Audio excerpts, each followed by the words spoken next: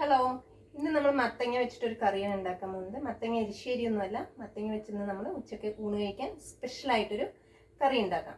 അതിനുവേണ്ടി ഞാൻ ഈ മത്തങ്ങയുടെ തോലൊക്കെ ഒന്ന് കളഞ്ഞ് ചെറിയ പീസാക്കി ഒന്ന് മുറിച്ചെടുക്കട്ടെ.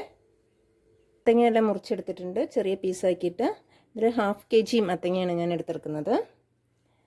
ഇതെല്ലാം ചെറിയ പീസാക്കി കഴുകിയെടുത്തിട്ടുണ്ട്. പിന്നെ ഇനി അതിലേക്ക് വേണ്ടതാണ് കുറച്ച് ഒരു 6 വെളുത്തുള്ളി നീളത്തിൽ മുറിച്ചെടുത്തിട്ടുണ്ട്, കുറച്ച് കറിവേപ്പില, 4-5 വറ്റൽമുളകും ചെറിയ പീസാക്കി എടുത്തിട്ടുണ്ട്. ഇനി നമുക്ക് ഉണ്ടാക്കാം. നല്ല ടേസ്റ്റിയാണ് കറി. ചോറിലൊക്കെ ഒഴിച്ച് കഴിക്കാൻ സൂപ്പർ ടേസ്റ്റാണ്. എന്നും എരിശ്ശേരിയൊക്കെ കഴിക്കുമ്പോൾ നമുക്ക് വെറൈറ്റി ആയിട്ട് മത്തങ്ങ വെച്ചിട്ട് ഇങ്ങനെ ഒരു കറി ഉണ്ടാക്കാം. അപ്പോൾ നമുക്ക് ഉണ്ടാക്കിയാലോ. ഇനി നമുക്ക് ഒരു ചീനിച്ചട്ടി ഒന്ന് സ്റ്റവിൽ വെച്ച് ഒന്ന് ചൂടാകുമ്പോൾ അതിലേക്ക് നമുക്ക് കുറച്ച് എണ്ണ ഒഴിച്ചു കൊടുക്കാം. ഇനി എണ്ണയൊന്ന് ചൂടാവുമ്പോൾ അതിലേക്ക് കുറച്ച് കടുക് ഇട്ട് കൊടുക്കാം.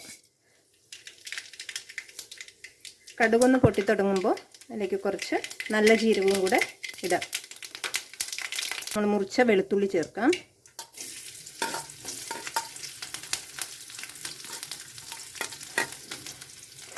വെളുത്തുള്ളി ഇട്ടിട്ട് ജസ്റ്റ് ഒന്ന് ഇളക്കി കൊടുക്കാം. അതിൻ്റെ ഒരു പച്ചമണമൊക്കെ ഒന്ന് മാറുന്ന വരെ.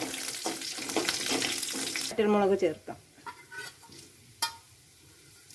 അതും ഇട്ടൊന്ന് ജസ്റ്റ് ഇളക്കിയതിന് ശേഷം കറിവേപ്പിലയും കൂടെ അതിലേക്ക് ചേർക്കാം. ഇതെല്ലാം ഇട്ട് നന്നായി ഒന്ന് ഇളക്കി കൊടുക്കാം.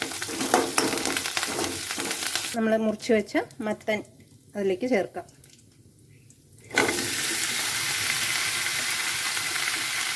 ഇതൊന്ന് ജസ്റ്റ് ഇളക്കി കൊടുക്കാം.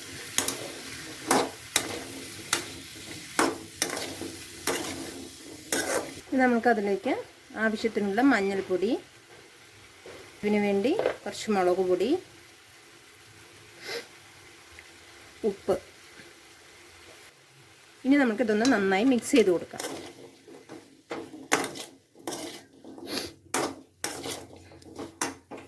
മത്തങ്ങയും എല്ലാം നന്നായി മിക്സ് ചെയ്തിട്ടുണ്ട്. ഇനി നമുക്കിതിലേക്ക് ഒരു സാധനം കൂടെ ചേർക്കാനുണ്ട്.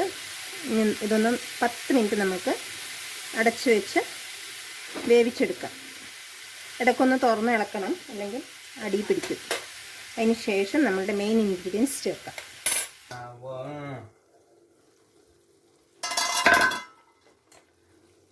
മത്തങ്ങ വെന്തിട്ടുണ്ട്.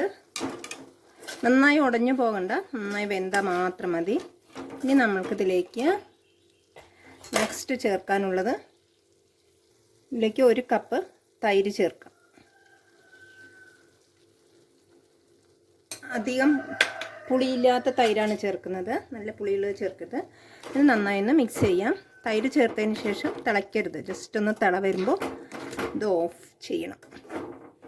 ജീരകത്തിൻ്റെയൊക്കെ നല്ല സ്മെല്ല് വരുന്നുണ്ട്. ഇനി നമ്മൾക്കിതിലേക്ക് കുറച്ച് കസൂരി മേത്തി ചേർക്കണം. നന്നായി ഒന്ന് തിരുമ്മിയ ശേഷം നമുക്ക് കസൂരി മേത്തിയും കൂടെ അതിലേക്ക് ചേർക്കാം. കസൂരി മേത്തി ചേർക്കാം. പിന്നെ ഇതിലേക്ക് കുറച്ച് മല്ലിയില ഉണ്ടെങ്കിൽ അതും കൂടെ ചേർക്കാം. മല്ലിയില ഇപ്പോൾ എൻ്റെ കയ്യിലില്ല. അപ്പോൾ നമ്മളുടെ ടേസ്റ്റിയായ കറി റെഡി ആയിട്ടുണ്ട്. ഇനി നമുക്ക് സ്റ്റവൊക്കെ ഒന്ന് ഓഫ് ചെയ്തിട്ട് ഇതൊന്ന് അടച്ച് വയ്ക്കാം. അതിൻ്റെ മണമൊക്കെ ഒന്ന് ഇറങ്ങട്ടെ. അപ്പോൾ നമ്മുടെ മത്തങ്ങ കറി റെഡി.